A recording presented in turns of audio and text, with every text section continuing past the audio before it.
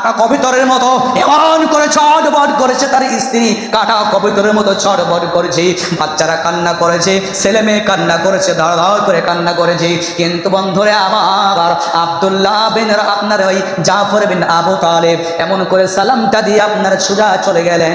শহীদের মর্যাদা, পৃথিবীর ভিতরে যত রকমের মৃত্যু আছে, যত রকমের মৃত্যু আছে, সবচাইতে ভালো, সবচাইতে বেটা যেই মৃত্যুবরণ সাহাবা একরামরা জীবন দিয়েছেন, সবচাইতে ভালো মৃত্যু শহীদি মৃত্যুবরণ।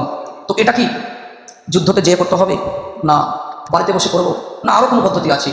এই বিষয়ে ইনশাআল্লাহ তাআলা আপনাদের সম্মুখে তুলে ধরবো। যেরকম ধরেন আল্লাহর কাছাকাছি সবচাইতে আল্লাহর কাছাকাছি হওয়া যায়, সবচাইতে আল্লাহর কাছে যাওয়া যায়, সেটা হচ্ছে শহীদি মরণ।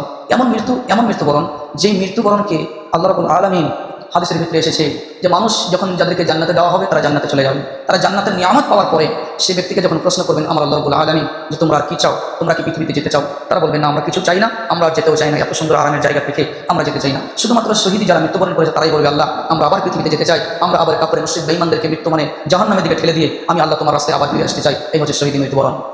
দেখুন এমন মৃত্যুবরণ, আপনি আমি যদি মরে যাই কবরের ভিতরে মুনকির নাকির আসবে, সওয়াল করবে, জবাব নেবে। কিন্তু যারা আল্লাহ রাস্তায় শহীদ হয়ে যায়, যারা আল্লাহ রাস্তায় জীবন দেয়, তাদের কিন্তু কি করতে হয় না? গোসল করাতে হয় না, তাদের কি করতে হয় না? কাফনে কাফড় পরাতে হয় না, তাদের কি করতে হয় না? আতর সেন লাগানো প্রয়োজন হয় না, তাদেরকে দাফন করা হয় মৃত্যুবরণ হওয়ার পরে। তারা এই আপনার কিনা উত্তম যে মৃত্যুবরণ, সেই মৃত্যুবরণের আশা করে তারা দুনিয়া থেকে চলে যায়।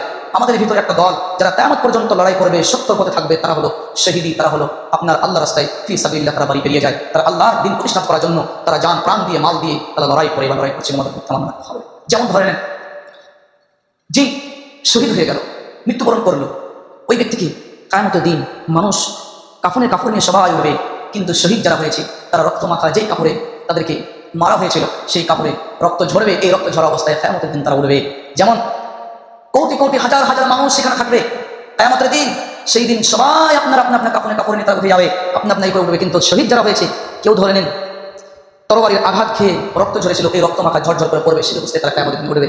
যাদেরকে গুলি করা হয়েছিল, গুলি করে মেরে দেওয়া হয়েছিল, শহীদ করা হয়েছিল, ওরা ওই গুলি অবস্থায় তারা কিয়ামতের দিন উঠবে।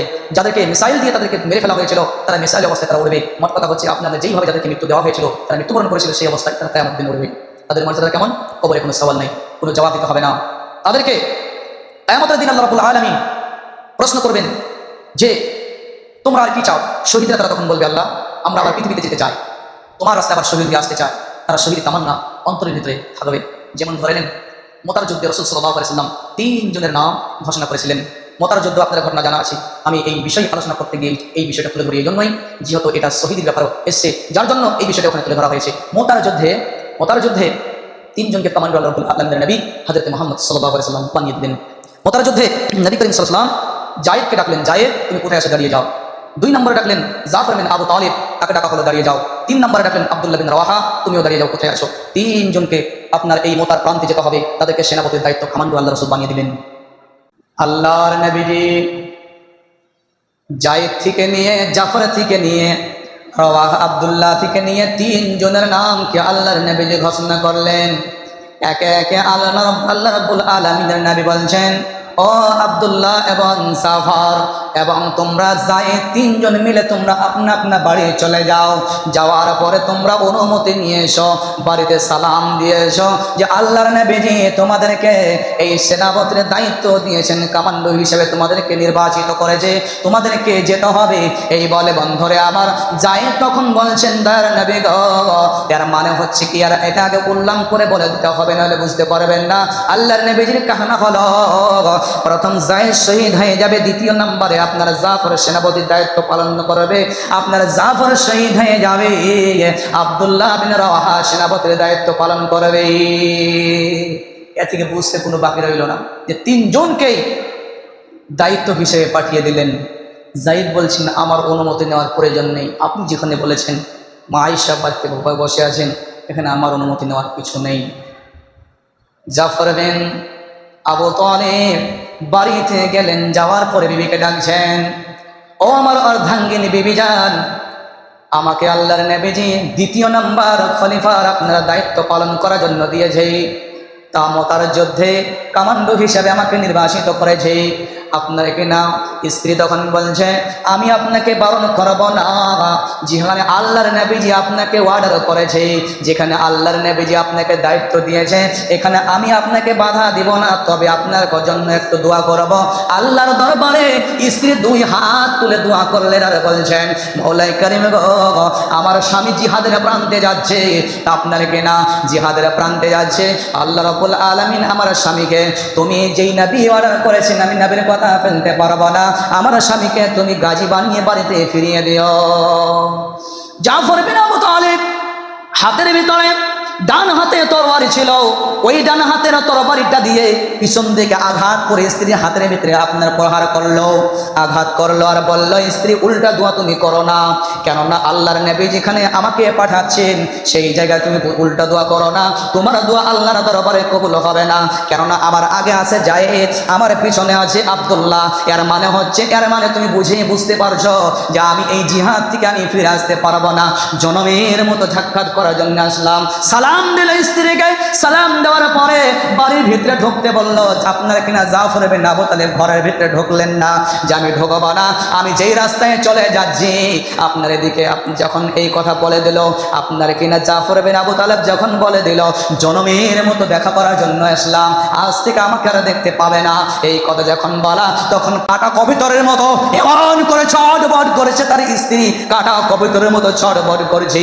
বাচ্চারা কান্না করেছে, ছেলে মেয়ে কান্না করেছে, ধড় ধড় করে কান্না করেছে। কিন্তু বন্ধুরে আমার আব্দুল্লাহ বিন আপনার ওই জাফর বিন আবু তালিব এমন করে সালামটা দিয়ে আপনার সোজা চলে গেলেন, পিছন দিকে তাকাচ্ছেন না, কারণ পিছন দিকে তাকালে প্রেম জন্মাবে আর বাচ্চার কান্না সহ্য করতে পারবে না, কেননা আল্লাহর চাইতে কোনো মানুষ পৃথিবীতে আপনার মায়াবী হতে পারে না, আল্লাহ এবং আল্লাহ রাসূল থেকে কোনো মানুষ আপনার মায়াবী হতে পারে না। এই বলে স্ত্রীকে বলে আপনার চলে গেলেন, আর স্ত্রী কাটা কবিতরের মতো ছটফট করেছে, বাচ্চারা কান্না করছে, দরজারা বলছে আব্বু আমাদেরকে ছেড়ে কোথায় যাচ্ছ, আপনার কি নাম? জাফর বিন আবু তালিব একটা কথায় শেষের দিকে বলে গেলেন বিবি রে, আমি যেই রাস্তায় রওনা হলাম বাচ্চাদেরকে তুমি তৈরি করবে, এই রাস্তায় তুমি পাঠাবে, এই বলে আপনার কিনা চলে গেলে। এবার দেখেন যেহেতু আল্লাহ ঘুমাচ্ছেন কেন চাচা, এদিকে ঘুমাচ্ছেন আধা ঘন্টা শুনেন, সুন্দর একটা আলোচনা হচ্ছে, ঘুমাচ্ছেন সারাদিন তো ঘুমাচ্ছি, আধ ঘন্টা একটু আরাম আপনি শোনেন, শোনার জন্য এসে তো এখানেও যদি ঘুমাবেন তো শুনবেন নাকি? আপনাকে দিব কিছু, আমি চেষ্টা করছি যেটুকু জানি দেওয়ার চেষ্টা করছি, তো আপনি এখানে ঘুমাচ্ছেন, ঘুমালে কি শুনতে পাবে? ঘুমায় হাঁটু করে বসতে হয় না, নিষেধ আছে, এই যে আপনি যেরকম বসে আছেন এরকম হাতে যে নিষেধ আছে, চাচা বসে আছে এরকম করে বসলেই তো ঘুমা যাবে, তো ঘুমাতে হবে। একটু ভালো করে শুনুন, কাজে দিন, সুন্দর ঘটনা শুনেন, কেউ ঘুমাবেন না। এইবারে দেখেন নতুন বিবাহ হয়েছে আব্দুল্লাহ বিন রাওয়াহা, আল্লাহর নবী পাঠিয়ে দিলেন যাও তুমি স্ত্রী মায়ের সঙ্গে দেখা করে এসো। আব্দুল্লাহ বিন রাওয়াহা আসলেন, ঘরের কোণাতে আসছেন, দেখছেন সেই দিন ছিল বাসর সজ্জা, মানে বাসর রাত, ওই দিন নতুন বিবাহ করে মাত্র ঘরের ভিতরে এনেছেন। আব্দুল্লাহ বিন রাওয়াহা যখন নবীজি সেনাপতির দায়িত্ব বানিয়ে দিলেন, কোরআন পিছনে ঘরের ভেতরে ঢুকতে পারলেন না, ঘরের কোণাতে আসলেন, এসে দেখছেন স্ত্রী কোরআন তেলাওয়াত করছে, মধুর সুরে হালকা হালকা সময় হালকা হালকা টান শোনা যাচ্ছে। আল্লাহর নবীজি যেহেতু পাঠিয়েছেন, এসে শুনছেন যে আব্দুল্লাহ দেখতে পাচ্ছেন আমার স্ত্রী কোরআন তেলাওয়াত করেছে, আসসালামু আলাইকুম বললেন স্ত্রীকে, ওয়ালাইকুম সালাম আসলো, আর স্ত্রীকে বলা হলো কোরআন পড়াটা একটু 2 মিনিটের জন্য বন্ধ করো, তোমাকে দুটো কথা বলার জন্য এসেছি। বলছে কি কথা বলো স্বামী গো, আপনাকে আমি ভালো করে দেখিনি, আপনি আমাকে ভালো করে দেখেননি, কি বলছেন? ঘরের ভিতরে আছেন। তখন আপনার কিনা আব্দুল্লাহ বলছে, আব্দুল্লাহ তখন বলছে ও আমার প্রাণের স্ত্রী রে, তোমার সঙ্গে দেখা করার জন্য আমি ঘরের ভিতরে যাব না, তুমি আমাকে ক্ষমা করে দিও, তোমার আমি হকটা আদায় করতে পারলাম না, তোমার হকটা আমি আদায় করতে পারলাম না। আমার নবীজি যেহেতু দায়িত্ব দিয়েছে, সেনাপতির দায়িত্ব দিয়েছে, আপনার তাবুকের প্রান্তে যেতে, মোটার প্রান্তে যেতে হবে, মোটার যুদ্ধে আমাকে কমান্ডো 3 নম্বরের নামকে ঘোষণা করেছেন। তখন স্ত্রী ভিতর থেকে বলছেন, ও ও আমার আদরের স্বামী গো, আল্লাহর নবী যেখানে অর্ডার দিয়েছেন এখানে বলার আগে জন্য আপনাকে আমি ধরে রাখতে পারবো না, তবে একটা সামান্য একটা রিকোয়েস্ট ছিল, যদি এটা আপনি মেনে নিতেন। বলছেন কি বলো? বলি একটু ঘরের ভিতরে আসেন, মাত্র আল্লাহর কসম করে বলছি আমি প্রেম নিবেদন করবো না, শুধু আপনার চেহারাটা আমি একটু দেখতে চাই। বলছে কেন দেখতে চাও? তখন বলছে কিয়ামতের দিন হাজার হাজার কোটি কোটি মানুষ সেখানে থাকবে, আমি আমি আপনার স্বামী আপনার স্ত্রী, আমি যেন আপনার স্বামী আমি স্বামীকে যেন খুঁজে পেয়ে, এই জন্য একটু আপনার দু চোখ ভরে একটু দেখতে চাই, এই জন্য একটু ঘরের ভিতরে ডাকছি। এই যে বলার আব্দুল্লাহ তখন বলছেন স্ত্রী রে, তোমার মনের ভেতরে যদি এটাই আলাদা থাকে তাহলে তুমি এটাই পাবে, কিন্তু ঘরের ভেতরে আমি যাব না, আমাকে মাফ করে দিও, ক্ষমা করে দিও। আল্লাহ রাস্তায় আমি চলে গেলাম। তখন আপনার কিনা আব্দুল্লাহ বিন রাওয়াহা আপনারা চলে গেলেন আপনার কোথায়? ওই তাবুক আপনার মোতার প্রান্তে চলে গেলেন। যায়েদ অনেকগুলো কাফের মুশরিক বেঈমানদেরকে কতল করে দিয়ে লম্বা চওড়া ঘটনা খুতবাতে শেষ করতে পারবো না, সামান্য করে বলছি। যায়েদ কি করলেন? কাফের মুশরিক বেঈমানদেরকে কেটে নিজে শহীদ হয়ে গেলেন। দ্বিতীয় নাম্বার জাফর বিন আবু তালেব ছড়ছেন যেহেতু দ্বিতীয় নাম্বার তাকে দায়িত্ব দেওয়া হয়েছে। দ্বিতীয় নাম্বারে দেখছেন বন্ধুরে আমার কাফের মুশরিক বেঈমানরা তাকে ঘেরাও করে নিয়েছে, তার কাছে ইসলামের পতাকা আছে, ডান হাতে ধরে আছে, ডান হাতটা আপনার তরবারি দিয়ে কেটে দিল, আর আপনার কাটা কবুতরের মতো ছট করে পড়ে গেল জমিনের ভিতরে। বাম হাত দিয়ে আপনার কিনা ইসলামের পতাকাটা ধরে নিলেন, বাম হাতটাও কেটে দিল। তখন বন্ধুরে আমার বুকের ভিতরে আপনার এরকম করে ধুয়ে কামড়িয়ে যখন ধরেছেন, তখন মাথাতে আঘাত করে দিয়ে মুন্ডটা ছুড়িয়ে দিল। বন্ধুরে আমার যখন মুন্ডটা ছিটা পড়ে গেল, তখন দেখছে দুইজন সাহাবী দেখছেন যে ইসলামের পতাকা আমরা যাওয়ার আগে কেন এরকম করে আমরা বিজয় হয়ে গেলাম।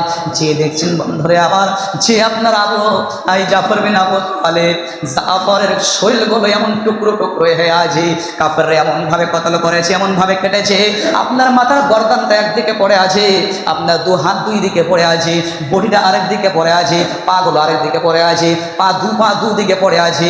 এমন অবস্থায় বন্ধুরে আমার দেখছে কামড়িয়ে এরকম করে ইসলামের পতাকাকে ধরে নিয়েছেন। তাহলে তারা ইসলামের জন্য তারা জীবন দিয়েছেন, ইসলামের পতাকা মাটিতে মিশতে দেয়নি, ইসলামের পতাকা মাটিতে পড়তে দেয়নি। তাহলে আমরা কেমন মুসলমান ভাইরে যে তারা কেমন করে যুদ্ধ করেছে, তারা ইসলাম প্রতিষ্ঠিত এরকম ভাবে হয়নি, তারা অক্ষর বিনিময়ে বন্ধুরে আমার কত কষ্ট তারা করেছে রে। আর আপনি আমি ঘরের ভিতরে বসে বসে ইসলামকে পেয়েছি বলে সব কিছু ছেড়ে দিয়েছি। জি, তারা কত কষ্ট করেছে। আল্লাহু আকবার। তৃতীয় নাম্বার সময় শেষ আমি বলতে পারলাম না। তৃতীয় নাম্বার আল্লাহ রাব্বুল আলামিন পবিত্র কোরআনের ভিতরে জন্য বলছে যারা শহীদ হয়ে যাবে তাদেরকে তোমরা কখনো মৃত্যু বলো না, তারা জীবিত আছে, তোমরা আল্লাহ তাদেরকে জীবিত রেখেছেন। এর প্রমাণ হলো পবিত্র কোরআনকে খোলন, সূরা বাকারার 2 নম্বর আয়াত খুলেলেন, দু পারাতে এবং ধরে আবার 2 নম্বর সূরা, প্রথম নম্বর সূরা 2 নম্বর আপনার পারাতে বলা হয়েছে।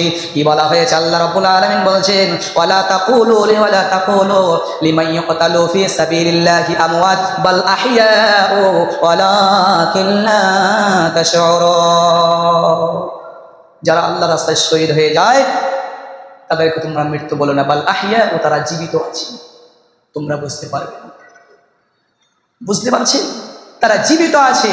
এটা এমন জিনিস শহীদি তামান্না আপনি নিজে করতে পারেন।